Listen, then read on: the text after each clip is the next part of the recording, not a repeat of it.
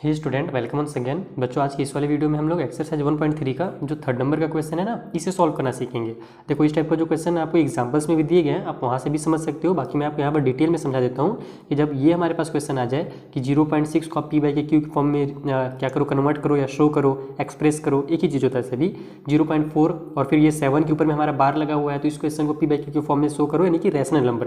P by Q का मतलब क्या होता है? रैशनल नंबर होता है। तो हमें ये जो नंबर्स दिए गए ना डेसिमल वाले, इनको रैशनल नंबर में शो करना है। अब डेसिमल नंबर को रैशनल नंबर में कैसे शो किया जाता है, ये मैं आपको एकदम सिंपल मेथड सिखाता हूँ, जो सबसे इजी भी होगा। वैसे तो कई तरीके होते हैं, सब्ट्रैक्ट करने वाला तरीका होता है, फिर हमारा जो आपकी बुक में जो दिया हुआ है ना वो तरीका होता है एक। उसके बाद फिर हम लोग और यहाँ पर फ्रैक्शन बना करके कर सकते हैं चेंज। तो जो सबसे ईजी लगेगा मैं आपको उस मेथड से इन क्वेश्चन को सॉल्व करना सिखा दूंगा।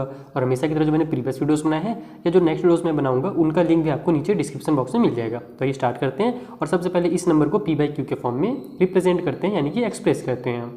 तो देखो, ये हमारा फर्स्ट क्वेश्चन है जहाँ पर हमारे पास 0.6 दिया हुआ है और 6 के ऊपर बार लगा है। मैंने बार के बारे में आपको क्वेश्चन में 2 और 3 फर्स्ट दोनों में समझाया था कि इस बार का मतलब होता है कि जो भी नंबर है ना वो बार बार क्या हो रहा है, रिपीट हो रहा है। डेसिमल के बाद वही नंबर रिपीट होता है तो हम लोग बार लगा देते हैं, यानी कि हम इसको इस तरीके से लिख सकते हैं 0.666। अब देखो क्या करना है कि आपको स्टार्टिंग में ही देख लेना है कि बार कितने डिजिट के ऊपर लगा है। तो बार केवल एक डिजिट के ऊपर लगा है ना, तो आप सबसे पहले इस तरीके से लिखो कि मान लेते हैं लेट x इक्वल टू हमारे पास 0.666 दिया हुआ है, क्योंकि अब हमको इसका वैल्यू तो कुछ पता नहीं है कि आगे कितना 6 जा रहा है। तो हम सिंपल ले लेते हैं कि x इक्वल टू 0.666। इस तरीके से आप लिख सकते हो। अब इसको हम इस तरीके से लिख इसलिए रहे हैं ना, क्योंकि हमें इसे p बाई क्यू के फॉर्म में लाना है, फ्रैक्शन के फॉर्म में लाना है। तो ऐसा अगर जब तक आप नहीं लिखोगे ये फ्रैक्शन के फॉर्म में नहीं आने से रहा। ठीक है। अब दूसरी चीज़ आपको ये देखना है कि जैसे बार के ऊपर मतलब नंबर के केवल एक डिजिट के ऊपर ही बार लगा है, इसका मतलब यहाँ पर हमको ना दोनों साइड 10 से मल्टीप्लाई करना है। अगर डिजिट के ऊपर 2 डिजिट के ऊपर बार लगे रहता है ना, तब हम लोग 100 से मल्टीप्लाई करते हैं। अगर 3 डिजिट के ऊपर बार लगे रहता है तब हम लोग 1000 से मल्टीप्लाई करते हैं। तो यहाँ पर सिंपल हमारे पास कितने डिजिट है, यहाँ पर 6 है, केवल एक ही डिजिट है और उसी ऊपर बार लगा है। तो हम लोग यहाँ पर लेफ्ट साइड में भी 10 से मल्टीप्लाई कर देंगे, राइट में भी 10 से मल्टीप्लाई कर देंगे। तो ये हमारा लेफ्ट में तो 10x हो जाएगा, राइट में हम लोग 10 से मल्टीप्लाई करेंगे। तो जब कभी भी डेसिमल वाले नंबर का किसी भी 10 से या 100 से मल्टीप्लाई होता है तो कुछ नहीं होता, केवल जो डेसिमल है वो एक डिजिट आगे खिसक जाता है। यानी कि ये जो डेसिमल यहाँ था ना, ये उठ करके यहाँ आ जाएगा, तो ये हो जाएगा हमारा 6.66। और उसके आगे भी हम जाते हैं कि ये एंड नहीं हो रहा है, तो इसके आगे भी आप चाहो तो एक 6 और लिख सकते हो, क्योंकि हम लोग यहाँ पर केवल 3 6 ही लिखे हैं। इसके आगे भी ये जो है ना, ये चलता चला जा रहा है, 6 बहुत सारे छुपे हुए हैं। तो आप इसके डेसिमल के बाद भी 3 6 लिख सकते हो। इसमें कन्फ्यूज बिल्कुल मत होना कि सर आपने तो ये डेसिमल के बाद इस डेसिमल को यहाँ पर बढ़ाया तो ये 6 तो इधर आ गया, तो 2 ही 6 बचे हैं, तो आपने 3 6 दोबारा कहाँ से लिखा? तो ऐसा बिल्कुल नहीं है। आप यहाँ पर 4 6 5 6 कितना ही लिख सकते हो। केवल हम लोग टाइम बचाने के लिए ज़्यादा 3 6 लिख रहे हैं, बिकॉज यहाँ पर बार है और बार का मतलब होता है कि अनइन्फिनिट टाइम ऑफ 6, यानी कि वहाँ पर आपका एंड ही नहीं होगा 6 का। ठीक है। तो अब ये हमारा इतना बन गया। अब इसको आप क्या करो कि ये दिमाग लगाओ, जैसे यहाँ पर हमने x इक्वल टू लिया था, ये हमारा इक्वेशन नंबर 1 है। ठीक है, ये हमारा फर्स्ट इक्वेशन है।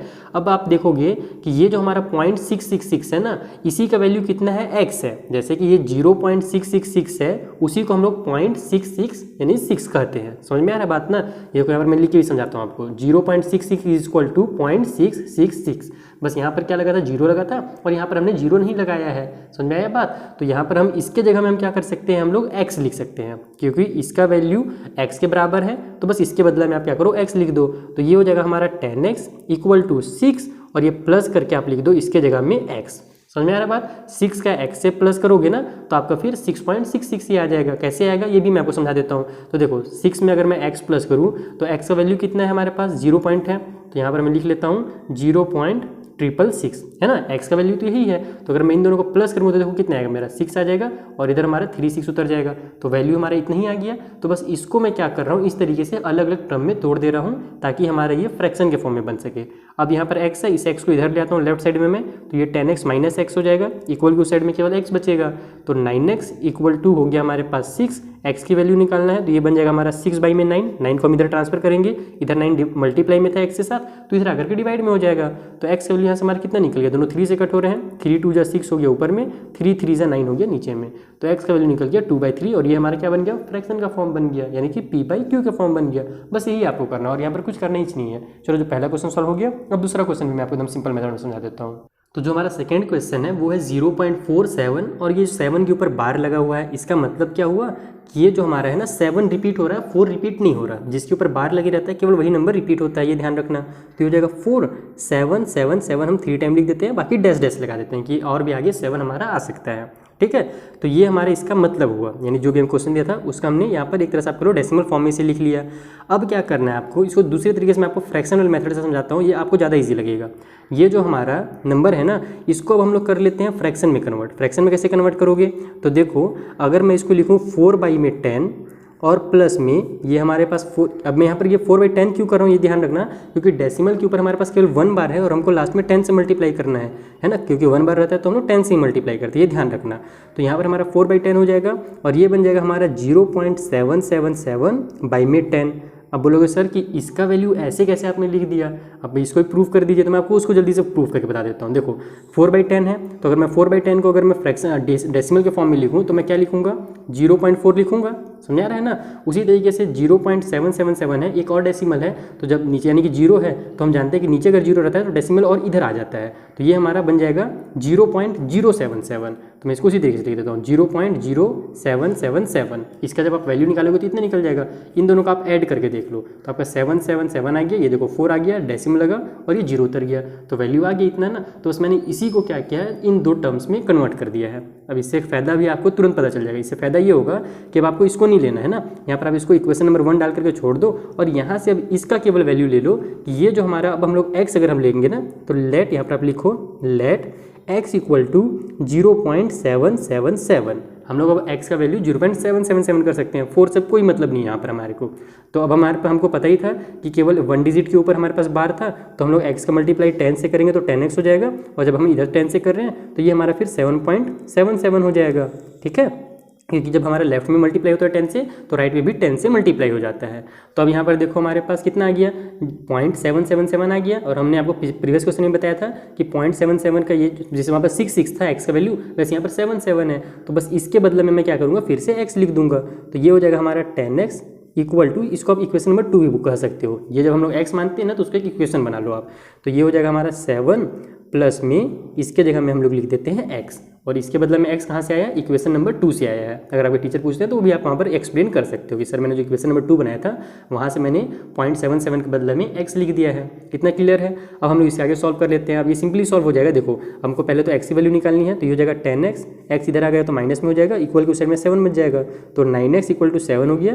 तो x का वैल्यू हो जाएगा हमारा 7/9, क्योंकि x 9 जो इधर है मल्टीप्लाई में, इधर आकर के 9 डिवाइड में हो जाएगा। ये हमको मिल गया इक्वेशन नंबर 3। अब ये कंप्लीट नहीं हुआ ना, ध्यान रखो। अभी हमने केवल ये जो 0.77 था ना उसको हमने फ्रैक्शन में कन्वर्ट किया है, लेकिन हमारे पास जो नंबर था उसमें 4 भी था। समझ में आ रहा है बात। तो हम लोग उस 4 को भी ले आएंगे। 4 को लाने के लिए आपको क्या करना पड़ेगा कि जो हमारा ये वाला भी इक्वेशन था, इक्वेशन नंबर हमारा फर्स्ट ना, अब वहाँ से हम लोग इसको सॉल्व करना स्टार्ट करेंगे। तो आप इसके आगे इस तरीके से लिखना है इसमें कि नाउ अब हम करने वाले इक्वेशन नंबर फर्स्ट को सॉल्व, यानी कि जो 4/10 हमने छोड़ा था, 4/10 प्लस में 0.777/10, इसका ही हम लोग सॉल्व करने वाले हैं। तो देखो 0.777 का मतलब कितना होता है, उसका मतलब होता है x, तो हम इसके बदले में लिखेंगे x पहले। तो ये हो जाएगा हमारा 4/10 प्लस में x/10। इतना क्लियर है, ठीक है ना। मैंने इसके बदले में क्या किया, x लिखा। अब हमको पता है कि x का जो वैल्यू निकला था इक्वेशन नंबर 3 में वो 7/9 लिखा था, तो हम इसको लिख देंगे 4/10 प्लस में 7/9, और नीचे में डिनोमिनेटर में जो 10 है उसका डिनोमिनेटर से मल्टीप्लाई हो जाएगा। समझ में आ गया बात ना। ये 7/9 कहाँ से आ गया, x की वैल्यू हमने पुट कर दी जो इक्वेशन 3 में हमने निकाला था। तो ये बन गया हमारा 4/10 प्लस में 7 और 9 10 हो जाएगा नीचे में 90। बस इसको सॉल्व करो और आपका जो आंसर है वो 80 है। तो डिनोमिनेटर में 10 और 9 है, सॉरी 90 है, दोनों का एलसीएम लेंगे तो 90 आएगा हमारा। 90 को डिनोमिनेटर से डिवाइड किया जाता है और ऊपर में मल्टीप्लाई किया जाता है, यही हमारा तरीका है कभी भी फ्रैक्शन को सॉल्व करने का। तो 90 को 10 से डिवाइड दूंगा तो 9 आ जाएगा मेरा, 9 का 4 से मल्टीप्लाई करूँगा तो 9 4 हो जाएगा 36, प्लस की साइन है, प्लस की साइन उतार लो। 90 को 90 से डिवाइड दूंगा तो आ जाएगा 1, और 1 के ऊपर वाले 7 से मल्टीप्लाई करूँगा तो 7 ही आ जाएगा। तो अब आ गया हमारा 36 प्लस 7 जो कि होता है हमारा 43 डिवाइड बाई में जो नीचे 90 है उसको उतार दो। तो इसका जो फाइनल आंसर होगा ये हो जाएगा 43/90। यानी कि अगर हमको 0.4 और ये 7 को अगर हमको इस तरीके से सॉल्व करना है, इसको अगर हमको फ्रैक्शन के फॉर्म में या कल आप p/q के फॉर्म में अगर हमको दिखाना है, रेशनल नंबर के फॉर्म में, तो उसका आंसर 43/90 होगा। तो इस तरीके से सॉल्व करो, आपको ज़्यादा ईजी लगेगा। ठीक है, ये वाला क्वेश्चन केवल। अब जो क्वेश्चन नंबर 3 है ना उसको मैं और ईजी मेथड में आपको समझा देता हूँ। तो ये हमारा क्वेश्चन नंबर 3 है। अब देखो आपके पास 3 डिजिट के ऊपर में बार लगा हुआ है, तो सबसे पहले तो हम लोग इसको डेसिमल वाले फॉर्म में एक्सप्रेस कर लेते हैं। तो इसको हम इस तरीके से लिख सकते हैं 0.001, फिर हमारा हो जाएगा 001 और इसके बाद डेसिमल लगा दो, यानी कि डैश डैश इस तरीके से आप लगा दो, क्योंकि हम जानते हैं जितने नंबर के ऊपर बार रहता है वो नंबर दोबारा रिपीट होता है। तो 001 के ऊपर बार है, इसका मतलब 001 फिर 001 इसी तरीके से आएगा। तो केवल आप एक बार लिखो, ज़्यादा लिखने की जरूरत नहीं है, टाइम वेस्ट होगा केवल हमारा।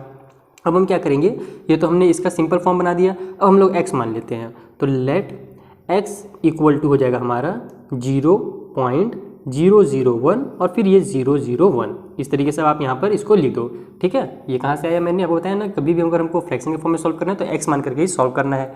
तो हमने यहाँ पर चूंकि जान रहे हैं कि यहाँ पर हमारे पास जो बार है उसके नीचे कितने डिजिट है, 3 डिजिट है, तो हम लोग x में क्या करेंगे 3 डिजिट वाले यानी कि 30 वाले नंबर का मल्टीप्लाई करेंगे। तो 30 वाले नंबर को क्या बोलते हैं, 1000 बोलते हैं। इसका मतलब हम इधर भी 1000 से मल्टीप्लाई करेंगे और राइट साइड में भी 1000 से मल्टीप्लाई करेंगे। तो इधर 1000 से मल्टीप्लाई किया तो मेरा 1000x आ गया, इस साइड में अगर मैं 1000 से मल्टीप्लाई करूँगा तो ये मेरा 0 गायब हो जाएगा, यहाँ जो डेसिमल है वो यहाँ पर आएगा पहले 0 की वजह से, दूसरे वाले 0 की वजह से यहाँ पर आएगा और तीसरे वाले 0 की वजह से यहाँ पर आ जाएगा, यानी कि ये हो जाएगा हमारा 1.001 और फिर यहाँ तक आ गया। और मैं दोबारा से फिर 001 लिख सकता हूँ, जैसे कि मैंने आपको दोनों क्वेश्चन में समझाया प्रीवियस वाले।